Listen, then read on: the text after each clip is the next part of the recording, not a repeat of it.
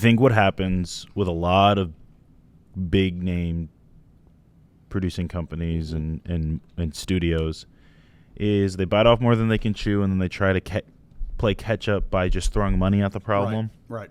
Not here at the Exchange Podcast, though. We are back, and we are better than ever, baby. It's good to be back here in the studio. That's right. And this is your host, Tom Paul Tipton. It is good to be back, just as my co-host said. And I've got a couple of things I want to talk. A couple of things I want to announce. Let me say that. Something really exciting. We've got a third co-host that will be joining us next Saturday. You remember him. He has been a guest on here a couple of times, Michael Murphy. He will be taking that third chair, and so excited for that. So you won't be able to hear it for 2 weeks from today. But we are looking forward to it. And then also, too, Jay, I'll let you announce the next. So I have more than one brother, and we're all over the place. There's me, my older brother Michael, Jalen, Titus, Trey, and Trey, being the youngest, will be visiting me and my wife, and so I'm going to be talking to him. Hopefully we get him on, and we'll be having 4 people at the table for the first time in a while. We're going to have to dig up a mic somewhere. Yeah, so it's going to be exciting. Travian, we look forward to having you on. He's a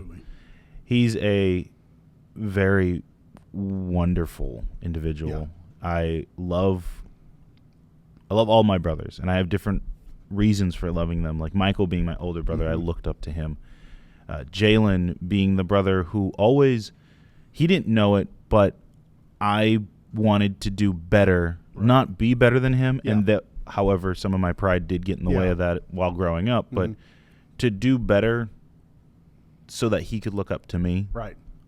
Titus is just like me in a lot of ways, and so he is, I jokingly say, he's my most beloved brother because I love myself more than anyone else. Yeah. And then there's Trey, who all of his older brothers have agreed, Trey is the best of all of us. He could do it. He could go after it. I truly believe Trey is someone that God wants to use in a very wonderful way for the kingdom, and he's out in Florida right now. Selling solar panels and security or whatever. Selling souls. I was like, man, that's awesome. No, he's not selling souls. How did he get into that business? No, not selling souls. But no, I look forward to having all my brothers on at least once. Yeah. So. Yeah. Oh, absolutely. And today we came back a little bit lighter mood, I think, than the last couple of episodes we've had. We tended to talk about end times and, all the wasps coming alive with human heads. Anyway, no, that's not in the Bible, guys. Don't worry about that. But that is a great horror story, though. It really is. It really is. The seller of souls. But today, it's been 18 years ago since the TV show Friday Night Lights aired. 18? 18 years ago, yeah. And oh, my gosh. I know. When you look at that, you're going, oh, my God, that's almost 2 decades. And oh my gosh, I never did watch it when it came on television. And I was living in Nashville just as it was coming to an end. Sure. And one of my roommates at the time, he would watch it religiously. Like I don't remember if they had it on, because I don't remember Netflix. Was it a streaming service then, or was that still where you had to mail it in? Or 18 years ago? You had to go online or rent your movie. They'd send it to you. Maybe. And then you would send it back. You remember what I'm talking about? I know what you're talking about. And I don't remember if Friday Night Lights, but somehow he was able to binge watch the first, I think it was 4 seasons, and then when they aired the 5th season, which was the final season, he caught up to it, and he watched it on television every week. Right. And there was a couple of things I learned. So anyway, long story short, I remember him loving it. Yeah. And just watching it and talking about it. And then I was on Netflix the other day and saw it. And I thought, you know what? I've never seen this. Someone mentioned it on radio about 2 or 3 months ago. And I thought, I'm just going to give this a shot. And I learned a couple of things. One, don't binge watch anything. Including that show. Great show. I would recommend anybody watch it. But I was extremely depressed when it came to an end. Not because there wasn't any more episodes to be made. Mm-hmm. But it's really weird what it does to the dopamine in your brain when you binge watch something. And so it'll spike, and then as it starts to come down, you're depressed. Yeah. And so, but a great show, just a great show. The other thing I felt was like I was stupid, and here's why. It was like I was the kid that was being held back year after year because of bad grades while watching all my friends graduate. Because they never kept a solid cast on that show. Oh, really? Yeah, so like every season, somebody new graduated. Sure. And so I went back and I watched. There was a podcast with two of the guys, Scott Porter and then Zach Gilliard, who played Jason Street and Matt Saracen. They were the quarterbacks of the show. And so the guy, Scott Porter, he said that the way they wrote it is that when the character left Dillon, Texas, which is where it was set, they were gone. They never came back. So the whole idea was to make it and give you this, to make it to where it gave you this idea of what it was like growing up in a small town. Sure. And I know that to be the truth because I was pretty much raised in Virginia, Richlands, Virginia, which was very similar. Mm-hmm. And then I also grew up a lot of my life in another town, Red Bay, Alabama, which was a lot like what that show portrayed, which the show was actually filmed in Austin, Texas. Boy, it just seems those names sound like small towns. Yeah, and they are. And Red Bay was one of those towns, like I don't know of two. I mean, there's a few of them. There's a handful of them, but I don't know of any of them, even in Richlands, Virginia, that I went to high school with or that I knew as kids that are even in those towns anymore. Right. We all moved off. We're all doing different things in our lives. The only connection we have is Facebook or social media. Sure. And so it was just one of those shows that these guys would graduate, and then that was it. They were done. And then there would be a whole new cast that would come in. So you never the main characters was the coach and his wife and their daughter essentially, but it was about those two. And there was a lot of takeaways. It was probably the first. I'll be honest. When Friday Night Lights was on, that started. I think they said in 2005. I looked it up. It was 2006, but 2006. Yeah, when it started, still a while. Because that's when they won. That's when on the show they won the state championship. So yeah, 2006. And so by 2009, The Walking Dead started. Yeah, around that time. And so I just never watched. Wasn't Breaking Bad going on too? Well, actually, yeah, because Jesse Plemons, who played Landry, when he left, he was only on one episode in season 5. He left, and then he started doing this other character, Todd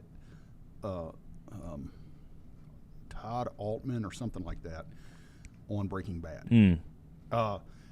And of course, he's on some other stuff. But at that time, Breaking Bad started.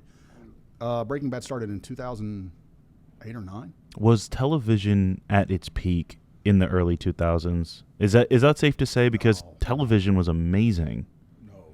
No. You're talking about storylines and shows. I'm just talking about overall. Cause you want me to tell you what changed all that? You want me to tell you what really opened the door for all that? What's up? In 1992, sorry, I got a drink of water.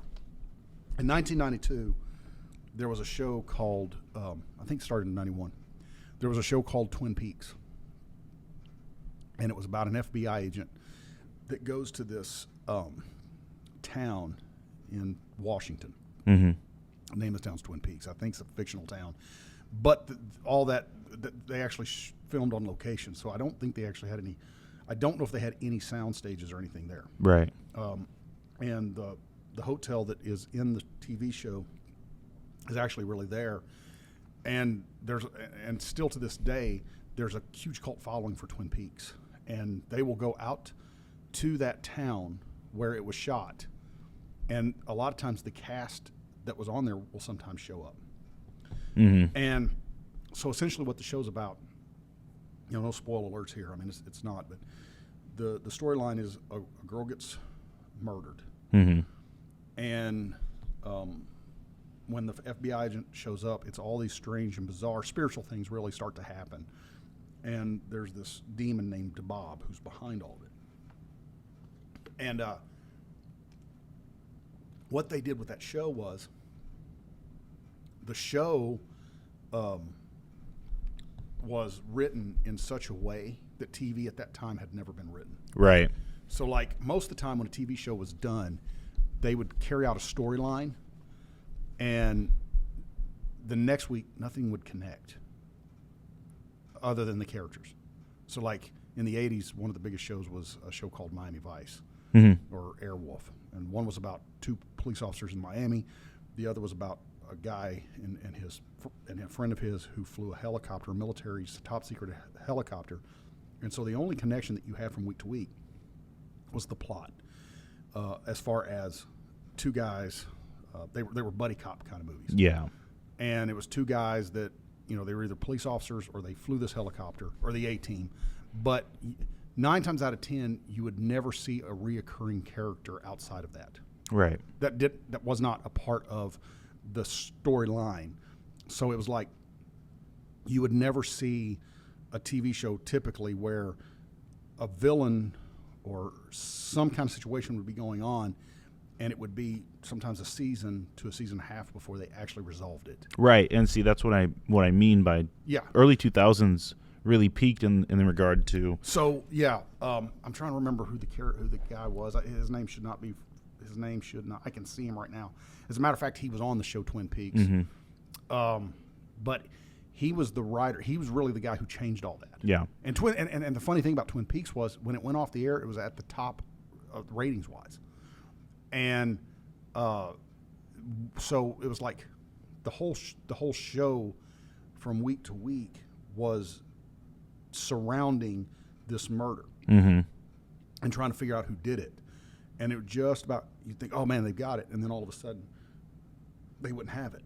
And so then that kind of changed the landscape of television. And you did. In the 2000s, you started getting shows like what you're talking about. Right. It's just the same, and we still do it today. Well, and I'm not a part of it. Right. So the longest running manga and anime is called One Piece, and I picked it up 2 weeks ago. There's 1,000 episodes, 1,000+ episodes of it, and when you're watching it, in the first 5 episodes, you get the world building. You get the, hey, there are these people who eat a certain type of fruit and they get magical powers. Like that's cool. Yeah. That's great. Yeah. And then somebody will say, yeah, that's pretty cool. Anyways, so this guy just looked at a sea monster and the sea monster got scared and ran away. Well, that's in episode 5. Okay. So then you get to episode 820 something, and then they go, by the way, the fact that you knocked those guys out without lifting a finger because you were staring at them, it's called hockey, and you knocked them out. Yeah. And then you, the watcher, are like, did they just resolve something from episode 5 in episode 800 and whatever? And so I guess what I'm getting at is that when you binge watch these shows, like you said, you know, you may feel a sense of like, oh, I feel dumb because they were graduating and moving people on. I feel a bit depressed because I know that I don't get to experience the same joy of actually being caught up and going through the watering hole talk of, hey, did you watch One Piece last week? Did you watch Breaking Bad last week? I never watched any of those shows. I was so busy with sports and the extracurricular activities I was doing outside of just watching television. But I do wish I read more, because manga is, if you guys don't know, manga is a Japanese form of comic book writing, pretty much, where it goes panel to panel, and you read it from right to left as you would in Japan, and it's big, thick books of just chapter after chapter after chapter of like great storytelling. And I think to myself, why do I choose to just wait to binge it all? Well, because it's easiest. Right. And if there's anything I've learned in my 28 years of life, it's just because it's easiest doesn't mean you're going to get the most satisfaction out of it. Am I enjoying the show? Yeah. Yeah. But as soon as the episode ends and I have to go to bed, or as soon as the episode ends and I have to go to work or something like that, because I'll watch it before I go to work, before work starts, I should say, it's like I'm thinking to myself, man, I can't really talk about this with anybody, you know? Right. And can't really enjoy the because storytelling. Why do we like storytelling? Right. Because we can share it with each other. I think that's why the Bible is, again, still the best story of all time. Not just that it's real to me, but it is the ultimate love story of all time, because they introduce something in the first chapter of Genesis and then resolve it in a later date in the book. The fall of man, and we still, I mean, that's been resolved, but it took over 2,000 years right, to get there. and you could talk about it. I mean, it's been resolved to it. But here's the thing, though. I don't feel like I'm having to catch up. Right. You could, right. No, well, that is what makes the Bible so, they want to try to disprove the Bible, and yet you had over 100 authors, 60-some books, come from various walks of life. Some were royals, some were shepherds, some were just, everyday blue-collar workers, as we call them. But their stories never, a lot of these people didn't know each other. Their stories never changed. Yeah. Right? It was all leading up to the birth of Christ, which ultimately was leading up to salvation for us. And a lot of these shows that we talk about, it's a little known fact to most people who watch it, but every show has a Christ-like character in those shows. Well, I always tell people this. You want a good story, you have to have at least one of the three things that the Bible does perfectly. You have to have Christ-like in some way, a resurrection of some sort, a sacrifice for the greater good of whatever, and or a chosen one, or all three of them. For instance, the reason Star Wars, the original Star Wars, was great was, and I'm talking about the first 3 episodes, 4, 5, and 6. The reason why that was great was Luke, to everybody who was watching it, was the chosen one. Yes. Darth Vader sacrificed himself for his son and the galaxy. Yeah. And there was a rebirth in the galaxy, which was peace and goodness and everything. Harry Potter was the chosen one. Aragorn in, am I saying it right? I think I said it right. But in Lord of the Rings is a perfect example of that. Yeah. Sacrifice, going through trials and tribulation, a chosen one, right? Destroying of the original sin, like all that type of stuff. Well, and going back to like what I was talking about with Twin Peaks, which David Lynch, by the way, David Lynch was in the show. He was in the show, and he was a director of Twin Peaks. And I love David Lynch's character. Anything David Lynch does, sometimes it can get a little bit, you've really got to think about what he's doing. But Twin Peaks really wasn't that. But one of the things, what I was saying was, when they took it off the air, it was actually canceled by the networks back in the 90s, back in 1992. And the very last episode of Twin Peaks, when it was on air for the season finale, Agent Cooper, who's the FBI agent, gets caught in what's called the Black Lodge, which is kind of like a holding cell, if you will. Kind of, it would be, and that's going back kind of what we're talking about, the Christ-like kind of character. Agent Cooper gets caught in the in this holding cell, essentially, and so he goes in there, and while he's in there, he meets his doppelganger, and so the girl that gets murdered in the first season, she kind of comes back and forth throughout the series. So anyway, she at the end of it, at the beginning of the show, he has a dream, and he looks older. And long story short, she tells him, in 25 years, you can leave. So he's caught in this Black Lodge for 25 years. So what David Lynch did, this was not deliberate, but the show was canceled. He kept trying to pitch it, he couldn't do it. And as fate would have it, in 2017, they redo the show, which is exactly 25 years later. So everybody's at the age where they're supposed to be when they bring the show back. Sure. And that's, so when you say TV is at a peak. Well, it was. I don't think, because what we were talking about earlier. Well, no, because TV, I mean, everything now is pretty much YouTube or streaming. Well, that's what I'm saying. Now, entertainment in the form of shows, Yeah. because it's not television shows, they're just shows. Right.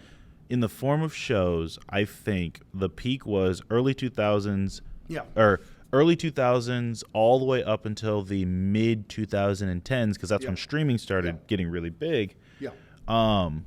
When you hit that part where shows become streamable and you can just watch them, what you take away is because the most popular streaming show, I think, is, funny enough, One Piece. The live action One Piece on Netflix is the number one show right now. But before that, it was Stranger Things. Yeah. Okay, and Stranger Things. I think it's still kind of. Isn't that show still kind of? No, it's popular. But the number one right now is One Piece because One Piece just came out. I'm sure. How's all that working with all the writer and actors strike? Oh, so those shows were already completed. And so they're just now releasing them before. Okay. And then actually the strike is over now. Is it with the actors? I thought the actors were still on strike. I think the writer's strike is over, but unfortunately that means talk show hosts are coming back. Yeah, we do without some of those. It was peaceful without them. It was a peaceful time. But see, what I'm saying is the peak was up until like 2015, 2016, and then it started going downhill in terms of we don't really have to work too hard because now we've got all this technology like CGI and all this crazy stuff. I think it was they were saying that it would have been great to have a week-to-week show of The Mandalorian on television for everybody to see, because then you get more people talking about it, and then you get a better rating of that. But The Mandalorian was great first season, and then it started taking a drop in the second season. On the third season, it saw its lowest ratings overall, and none of the Star Wars, and mind you, audience, everybody, we're talking about Star Wars, okay? Star Wars at one point was as popular as Jesus. Because at one point, we're gonna be careful. I didn't got say the Beatles in trouble. I didn't say. You know what that means. Then, if you're making that joke, you know what I'm talking about. They were. It was big. Yeah. Now Star Wars is not even a conversation amongst common people. You've got the big nerds who are like, oh, I really, and you got the people who like the nostalgia bait. Yeah. But you know, when I was in middle school, my teachers would talk about Star Wars. Right. Because it was for everybody. Right. And so what you do is when you make it a streaming service, it's, do you have the money for this streaming service? Now you get to be a part of the club that knows Star Wars. And it's like, that's not cool. That's not cool for one, but you know, ethics aside, it's not good business practice, because if I don't care about Star Wars enough to pay for your streaming service, then you're just going to lose money and popularity. So when you have Breaking Bad on AMC, I can just flip the channel and be like, oh, I gotta watch it. So, you know, AMC's a free channel. Right. Let's just go over there. Well, and it also too, it gave you a 7-day grace period to decompress everything that happened in that episode. And when you binge watch it, you don't have any of that time, and it's like you're just on this constant emotional roller coaster. And that was one of the takeaways that I had about binge watching. I don't binge watch. Yeah. And I knew better than to do it, but the show was so good. And but one of the things that that just really stuck out to me about this show was, you know, and like I said, I've analyzing stories is something I do because, you know, I also speak at different churches, so I take scriptures, I analyze them, I apply them, I try to figure out how they apply to my life, how do they apply to the town that I'm speaking in, because I go to different churches in different towns. You know, how do they apply to that body of Christ? You know, I mean, that's that particular part of the body of Christ. I mean, so I have to look at all of those in a different picture, because, you know, if you're just preaching to the same congregation or speaking to the same congregation week after week, you know, it's pretty easy to know. But when you're going from different church to different church, number one, that's where prayer comes in, you know. And so but as you're studying, you analyze. So that's kind of something I do. But I don't think I've ever analyzed a TV show like I did that one. And I did with Twin Peaks, because that was really where I began to see. I always knew that every show had a Christ-like character. And, you know, they just do. Whether Hollywood wants to admit that or not, they do. Yeah, that's the formula. And and you know, here's this guy, Agent Cooper, who he goes into the Black Lodge. He goes in, he disappears, he's off the face of the earth. Nobody knows where he's at. His doppelganger's out, you know, and everybody. And it's a long story if you ever want to watch it. If not, you know, but his doppelganger is creating havoc, but the real Agent Cooper is no longer on the earth. And so, you know, Jesus tells his disciples, I'm going away, but then I'll come back. And that's what Twin Peaks does. Like you said, you've got the death, the resurrection, all that in a good storyline. Whether it's metaphorical or reality, you've got that in a good storyline. And with the show Friday Night Lights, what I saw was, number one, I saw that it's so easy as younger people, because I know when that show aired in 2006, I was 24, 25, I think somewhere around there. And I think I was about 25. And, at 25 years old, you're not really thinking a whole lot of anyone else but yourself. You're not really thinking of anything more than, that day and how are you going to get out of it, because you're thinking about tomorrow now. And so you're not thinking of your overall general future. And you're not thinking of who are the people around me. And, and in my case, I was, still wanting to be this guy in the music industry and do all this different stuff. Right. But as I watched that show, it took me back to a conversation I had with someone years ago. And they said, you don't know. I mean, this was probably, I was in my 20s when I had the conversation. You could have an effect on people that they themselves have a much greater effect than you ever could. And I looked at that show, Friday Night Lights, and it kind of reminded me. Number one, you learn a lot about football. I'm not a sports fan.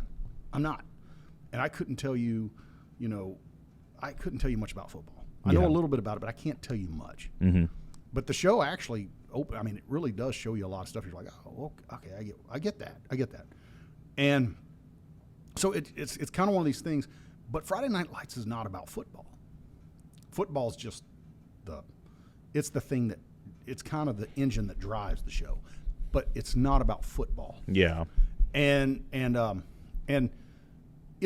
but what I saw was it was about these people that everyone in that town, their lives are almost completely in shambles. Almost every one of them, except for this one character. And she's the one, when the show went off, I was like, I hope something good happens for her. Because they kind of leave that whole storyline open. Her name was, in the show, her name was Becky. And she's this kid who is completely ignored by everyone. And she's a good kid. She doesn't cause anybody problems, but nothing wants to work out for her. And so the show kind of gets you to this point where you go, there are people like that in our society that are forgotten. And in one of the episodes, there's this girl. Her name on the show is Tyra. She gets sexually assaulted. And while that's happening, there's a football game going on. And again, this is another character who's kind of got that scarlet letter over her name. And so what I'm getting ready to say, I'm not saying because a woman never, it is not a woman's fault when that happens. Okay, there's never an excuse for why that happens. But the takeaway that I took from that was, here is this girl that she's, her life has never been on the up and up. And she starts trying to take responsibility, but she's always on the outer fringes. Yeah. And here's this football game where if she would have been at the football game, it would not have happened. Right. Now, I'm not saying that it was her fault.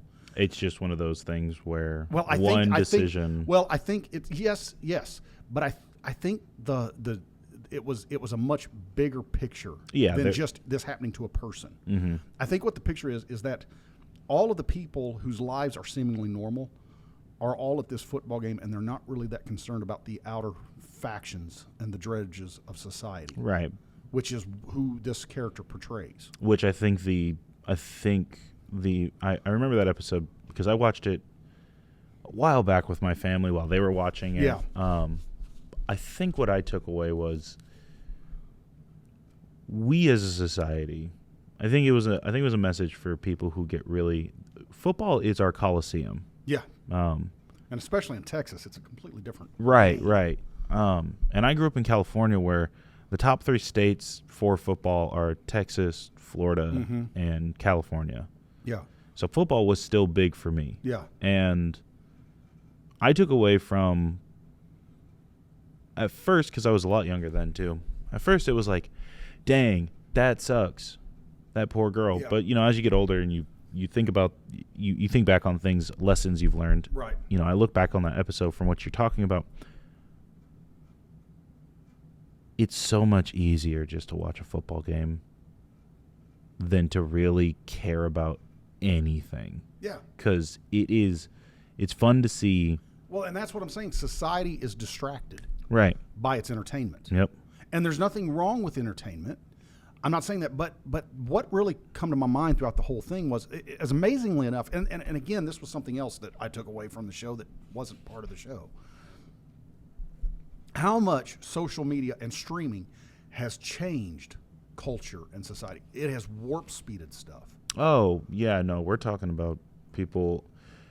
The thing about, if I may, just the thing about storytelling is that it's not supposed to be all taken in right then and there. No. It's not. So I play a small tabletop game. You guys may have heard of it. I play a Star Wars version of it, so I'm not, dealing with the demonic presence of it. But Dungeons and Dragons has a Star Wars version of it. Force powers, cool. You're throwing lightning at people. It's fun. I wasn't meant to tell the whole story of that game to my players all in one sitting. Right.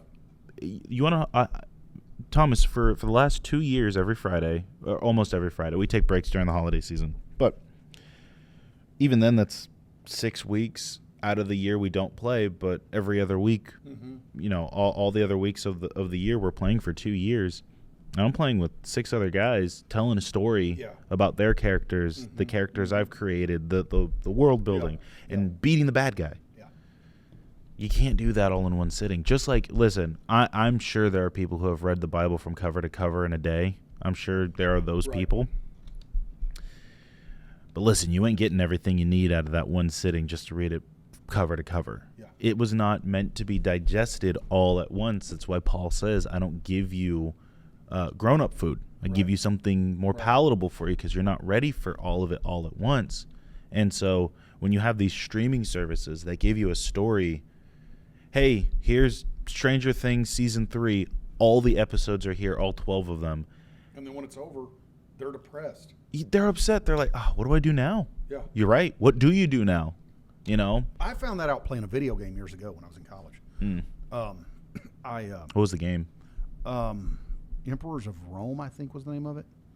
Empire Total War Shadows Rome. of Rome or something like that. Huh? Oh, was it a computer game? Yeah, no, it was a video game. It was on like Super Nintendo. Oh, gotcha. Okay. Not Super Nintendo, but one of the ones that had the discs. I don't remember which one. Oh, Nintendo GameCube? That may have been it, yeah. But I don't remember. I think Shadows of Rome or something like that was the name of it. And I played it for an entire weekend, beat the game, and when it was done, I was like, what exactly did I accomplish? Right. What did I do? For the last 48 hours, I've been sitting here playing a video game. Yeah. And all I've got is, yay, I beat the video game. Yeah, moderation is really great. Well, it is. and what I found was I was looking for another video game to play. Yep. And that's when I put the hiatus. I don't play video games. I put the hiatus on it. I said, I am done. No, I get because you. I was like, I've got to do something that is now, there was one other time I did do it. And again, it was a relapse. It was a friend of mine. I was house sitting for somebody. And this other friend of mine said, hey, have you ever played SOCOM Navy SEALs? Oh, it's such a good game. Oh, my gosh. It's so fun. Oh, yeah. And I started that on a Saturday evening at around probably 4:30 or 5. Yeah. And for whatever reason, because the game really shouldn't have taken this long, I think I took a couple of breaks. The sun was coming up on Sunday morning, and I had beaten it. Yeah. And I was like, this can never happen again. And it hasn't. It hasn't. Because I go, I know myself. And I know that when I get involved in something, I'm going, I want to do this. Yeah, but see, entertainment now, video games, TV shows, phone games are all made for you to be stuck in it for a while because There's a new video game that came out. It's called Starfield. Okay. I think I've heard of that. Have you ever wanted to traverse the galaxy? Have you ever wanted to take 7 hours to go from one planet in a solar system to the next You know the good news about that? When we're in our glorified bodies, we're going to be able to go from one end of the galaxy to the next in seconds. Listen, I'm telling you, it's insane to me because there are people playing this game, and it's a beautiful game. Like technology. Here's the thing, guys. We're not saying put your video games down. No, we're just I'm just telling you what I've seen. And Starfield, it was free for people who own Game Pass on Xbox. So I was like, okay, I'll get it. I'll try it out. You cannot fit. That game is like 160 something hours to complete, like a lot of it. I'm not doing that. Yeah. All right. I don't look down on people who play video games. I like video games. Let's play Super Smash Bros. Let's have a good time. Let's play an arcade game. Let's play Mario Bros. Cool. I do, however, question people who can, and like, I'm glad that you can. What are you really doing with your life if all you do is just play video games? Because especially if you don't have any way of making money at it. There are people who make money at it. Yeah. But like I kind of going back to finish that point about the girl that gets assaulted. What I took away from that was the main takeaway from you was here is a girl who has kind of been a screw up all of her life because she was never raised in the best situation. Right. That was the other thing that really stuck out to me in that show. Was two things. Number one, they were actually favorable to Christianity and religion, which is another thing we don't do anymore. Right. A lot of things, especially when it comes to TV, is very hostile towards it. But that show was actually favorable to it. But one of the things, that they used, a word that I used, and I thought, oh my God, this is how much society has changed. They used the word retarded when describing someone being stupid. And you can't do that anymore. Is that nice to say? It's not nice to say. But the show dealt with a very realistic standpoint when, kids are that way. They're not saying that in order to try to be, belligerently offensive to someone, but it's showing you, this is kind of how people are. And now, if you use that word, they want to deplatform you. Which word? Retarded. So, like, if we were to say that in a joking manner, is that something to joke about? Probably not. But at the same time, it's kind of like we have gotten into such a point now where everything offends us. I don't know, Thomas. I feel like if you're joking with friends by yourself, you shouldn't feel bad. However, about using that word? Yeah. No, I don't think you should feel bad. That's what I'm saying. But you can't do that now. But I'm saying that even back then, you could still use that on network TV. Oh, yeah. And the show was not going to go anywhere. Oh, there's a lot of people who still use it. And I know. And they're big enough to where nothing's going to happen to them. Yeah. It's just I feel bad for people like us who are, trying to build up. And the thing is, like, you didn't use that word in a derogatory. Yeah. You said the word. Right. For instance, that word is not like the N word. You know why? Because you said retarded. Yeah. You didn't say the R word. You said that. I'm not going to say the N word. Yeah.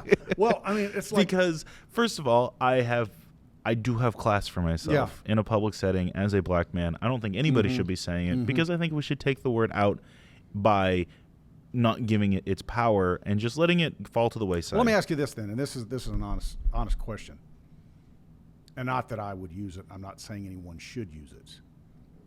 I'm asking this out of curiosity. Is there a difference in being referred to as the N? I do kind of know the answer to this. But as far as the way the African community would respond to it, because it used to not be derogatory to refer to them as Negro. No. Is that derogatory? I don't. Here's why it's derogatory to the people who are either my age or younger, they are not well read. They don't understand, and they'll hear Negro. Someone got offended on the internet because someone said Montenegro. That's a real. It's a real place. Yeah. And they're like, how could somebody? Now again, this is just one person, but there, if you think, it's like that famous comedian once said, the amount of stupid people in the world that you could think of, multiply it by 100, because there's a lot more than you think. Yeah. And it's not that they're stupid because they can't learn. It's just that they weren't given the ample opportunity to learn that Negro was our thing. Filipino was Hispanic people's things. Yeah. Because it wasn't just Mexicans and Hondurans and, you name it from Central America. They were like, oh, you're Filipinos. Okay, cool. Like, we've got that now. Yeah. No. Yeah. Or you're Latino. Okay, that's your thing. Cool, that's awesome. You're not Latinx. Yeah. You try to tell that stuff. Yeah. For me personally, Because Negro just means, it means black, right? right, it's Spanish for black. Look at it this way. That's what I thought. Look at it this way. Not that your dad would, but your dad's at the age where if he looked at you and he was like, oh, JaVaughn, he's that Negro boy, right? He's of that age where you could say, that makes sense that he's going to say it like that. Your dad has never said that about me. Well, it's kind of like when you asked about the word Polak. Yeah, exactly. I mean, because that was a bad one, though. No, yeah, but there is that where you can have that conversation, because to me, I've always looked at that word and I was going, I don't see why that's a derogatory term, but I do know there are people that get upset over it. I'm going, okay, I get it if you change the last two letters or change some letters there. I get that. I understand that. But that word has always been just, it describes the color of the skin or right. I mean, and I'm just saying it's just describing. And that's what I mean by with that show, how much when you go back and you watch something like that, you see how much society's changed and how much we find ourselves getting offended over stuff that I'm going, why are we offended over that? See, the problem is that it not only has it changed from you can't say a certain word, they think that being raw means you have to make it so raunchy. Yeah. The show Euphoria is about children doing drugs and having sex. Yeah. Children, teenagers, just plain and simple. Yeah. They think, oh man, that's so real because, life in high school is tough. It's like, dog, the worst thing that happened in my high school was someone committed not alive anymore. And because of that, a lot of people were on watch. Yeah. People, and it wasn't, nobody was doing crazy stuff like they do in Euphoria. No one was dressing like them. Yeah. No one was going to these extravagant parties. No one was whatever, right? Yeah. They're like, oh, it's so real. It's so raunchy. I worked at a high school. Those kids weren't Euphoria bound. They were just they were just kids doing dumb stuff. Yeah. But you don't need to make a show that's explicitly saying, oh, these kids, these teenagers who are 15, 16, and 17, going out and doing all the things that you do in rock and roll, all that type of stuff. Yeah. And it's like, I don't need that. What's real is when you tackle the issues head on. That's So Raven was a TV show on Disney Channel once upon a time, and there was an episode where somebody explicitly comes out and says, I don't hire black people. They didn't do a microaggression. They conquered the problem at the source. Yeah. The microaggression bullcrap is so dumb. What you need to accomplish is you need to go out and say, hey, people still do say, I don't want to hire black people. Yeah. How do you conquer that? You know what they did? They confronted that person. Right. They didn't go around and be like, oh, who do we tell because I feel bad? No. You look that person in the eye and you say, I'm not going to stoop to your level, but you're missing out on a great employee because of your nearsightedness on race. Well, that's it. And it's like, to me, I'm going, the first thing they want to do is kind of like that cake shop that got sued and it had to go all the way to the Supreme Court for not serving the cake to the gay wedding. Right. Okay, that is that cake company's. If a company says, hey, I don't want to hire a black person or I don't want to hire a Mexican, that is that company's choice. I have a choice. If I find that out, I'm probably not going to go there. The reason I'm not is because I don't want to spend my money with somebody, that wants to do that. And so I look at, and kind of going back, I'm going, okay, so here's this show where this happens to this girl. And I got to listen to some of the people that were on the show talking about that particular scene. And like, oh, that shouldn't have happened. It was this, it was that. And I was going, no. As a viewer, I'm going, that scene describes a lot about society in general. Mm-hmm. Like we said, the people are paying attention to the football game. Here's this girl who's been a screw-up all of her life. She gets to a certain point where someone actually believes in her, which is the coach's wife. Mm-hmm. And because she shows her, hey, I believe you're meant for more than this. She goes, we might go over a little bit today, but not long. But she goes, hey, you can do more than this. The girl all of a sudden starts believing in herself, and so here she is in a part of town, away from everyone else, doing taking responsibility. And so the guy who commits the assault on her, to me, represents another part of society that preys on the people that no one is wanting to spend any time with. Yep. And when I watched that, I was going, this is the church's responsibility, man. This is the church's responsibility to go find those kids and take them in and go, hey, I know no one else believes in you, but I do. Mm-hmm. And I know that no one else wants to give you any chance, but I want to tell you what. God does. Mm-hmm. Yeah, that's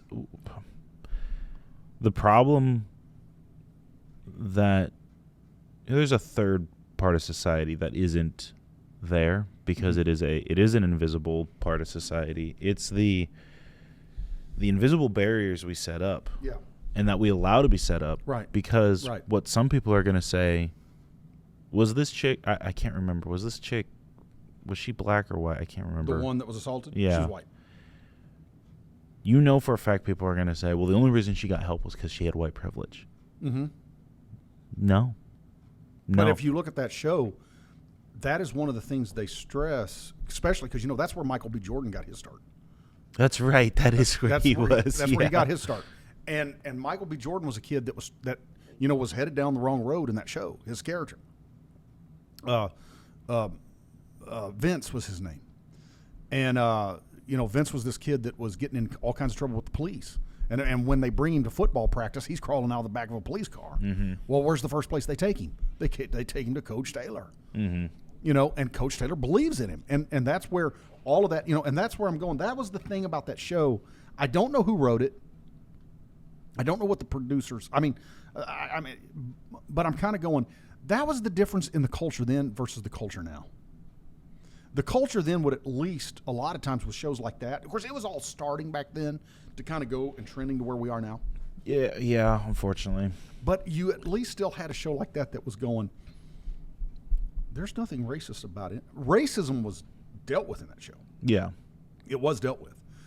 But they showed a community coming together to deal with it. Mm-hmm. It wasn't like, oh, well, this happens and sorry. But no, it was like, no, we're going to deal with it. Yeah. Friday Night Lights, the movie, was a wonderful movie. And then the show. I never saw that one. You need to watch the movie. It's a fun movie. It is a good. Now, that's more about football. Well, that's actually based on the true story. Permian Panthers, yeah. That one is truly about football. There's some drama, whatever. But the show tackles the drama better, whereas the movie tackles the football better. Yeah. I use tackle unironically. No pun intended. Not at all. I think that's what's missing, is that there's not really an essence. For instance, going back to the Star Wars thing, Star Wars used to meant something other than Star Wars. Yeah. Star Wars used to mean good versus evil. The true underdog story. Right. You have the big imposing Darth Vader, who is still the number one, over Satan, by the way, the number one villain in the world. Yeah. And then you have little farmer Luke Skywalker, who didn't even know there was a galaxy bigger than the dirt planet he was on. Yeah. Save the galaxy. Yeah.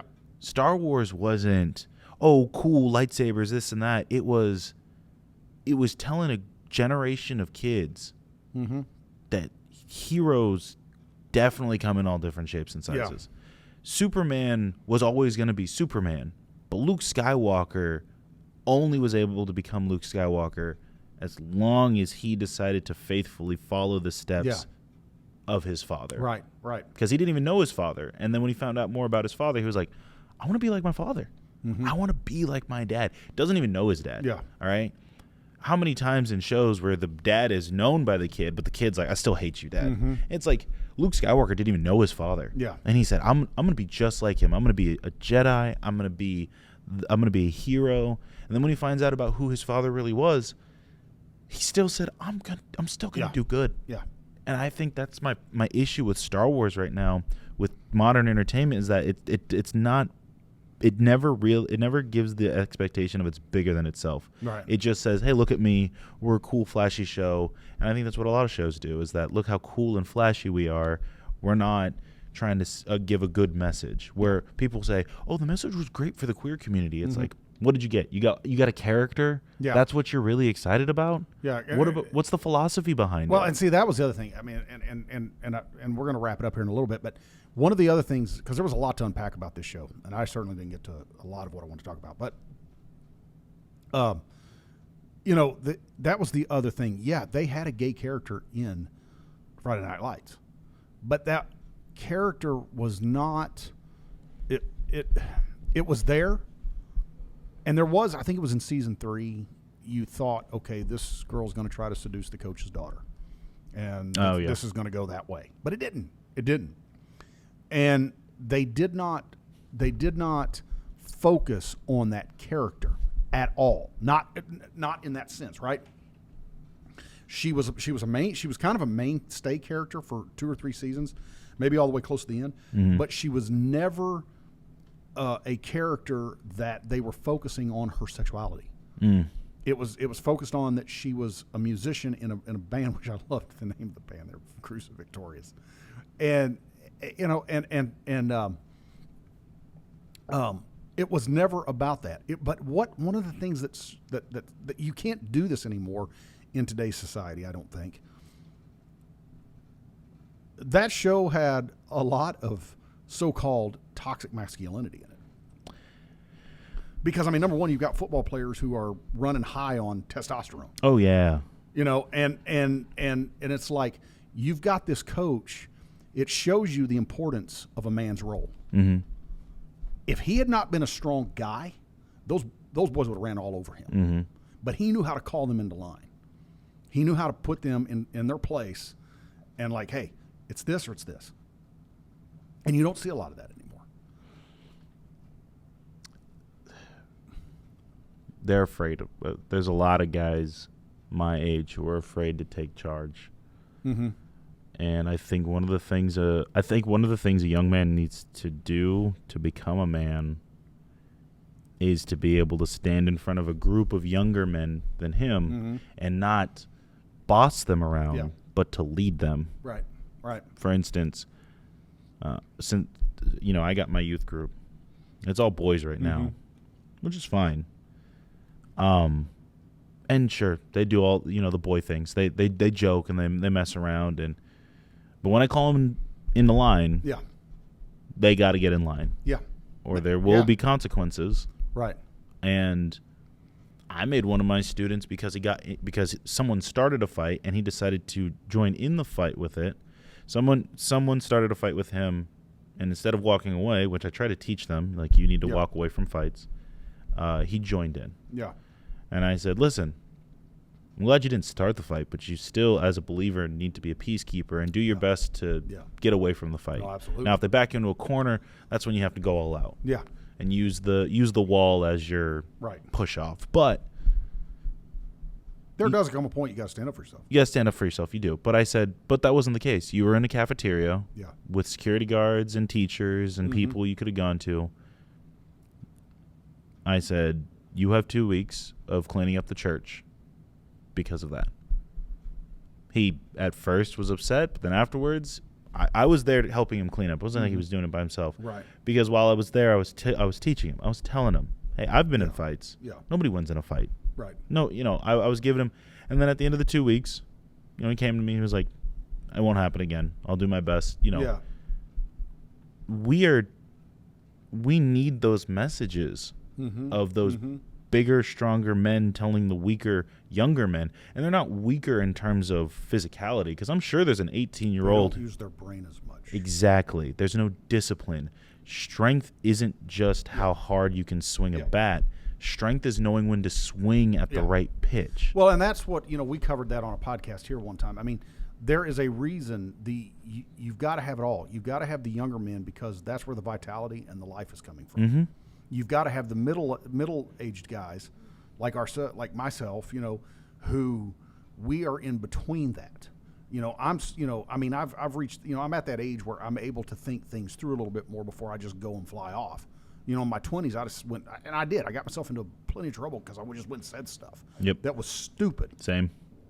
But thank God I had teachers and professors in college who were like, okay, that was stupid to say. I had one teacher tell me, he's like, okay, you let your mouth write a check that your brain can't cash. Mm-hmm.